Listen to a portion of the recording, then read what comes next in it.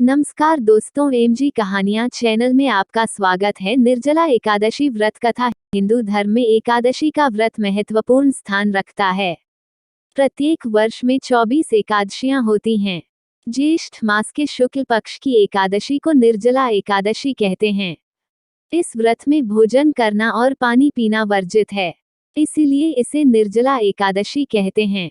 धर्म ग्रंथों के अनुसार इस एकादशी पर व्रत करने से वर्ष भर की एकादशियों का पुण्य मिलता है। इस बार निर्जला एकादशी का व्रत 31 मई बुधवार को है।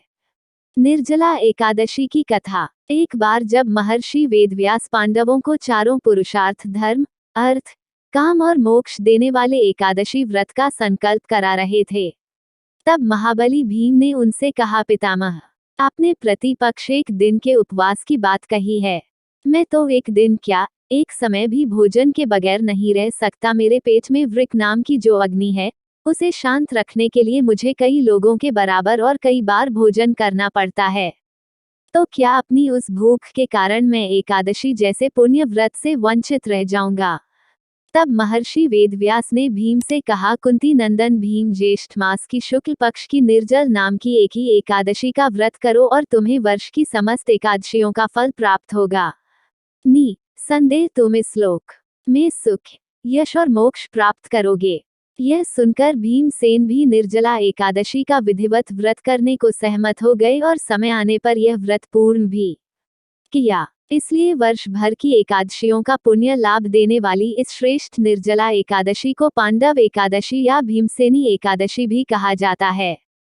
जानिए निर्जला एकादशी का महत्व। 1. निर्जला एकादशी के व्रत से साल की सभी 24 एकादशियों के व्रत का फल प्राप्त होता है। 2. एकादशी व्रत से मिलने वाला पुण्य सभी तीर्थों और दानों से ज्यादा है। मात्र एक दिन बिना पानी के रहने से व्यक्ति के सभी पापों का नाश हो जाता है। 3. व्रती मृत्यु के बाद यमलोक न जाकर भगवान के पुष्पक विमान से स्वर्ग को जाता है। 4. व्रती को स्वर्ण दान का फल मिलता है। हवन यज्ञ करने पर अनगिनत फल पाता है। व्रती विष्णुधाम यानी वैकुंठ पाता है। 5. व्रती चारों पुरुषार्थ यानी धर्म, अर्थ, काम, मोक्ष को प्राप्त करता है। 6. व्रत भंग दोष। शास्त्रों के मुताबिक अगर निर्जला एकादशी करने वाला व्रती व्रत रखने पर भी भोजन में अन्न खाए तो उसे चांडाल दोष लगता है और वह मृत्यु के बाद नरक में जाता है।